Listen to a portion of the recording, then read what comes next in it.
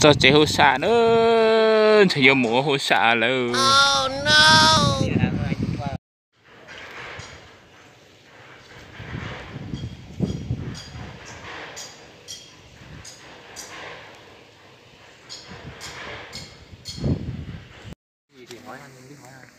Một số sọc ống đủ tới trên trời đấy.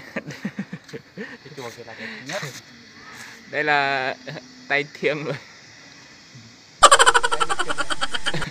Tới đây là lấy được chân.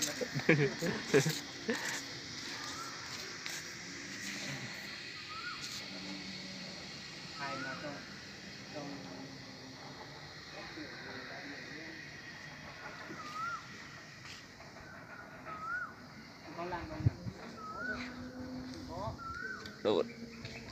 Đây có con chim kia nó hót hay nữa kìa. Đó, con đó. Đó, còn đó lúc này ngộ không? Ngộ không?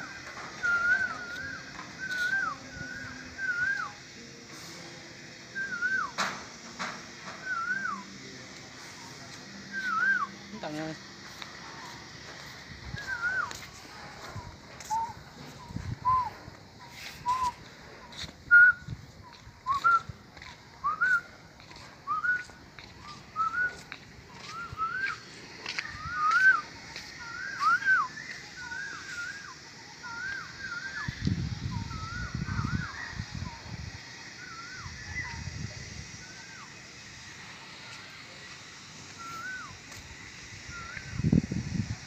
Lỡ mùa xả lỡ chỉ bớt không có chỉ mùa xả sữa lỡ đó bữa cho tay thiêng nữa đó.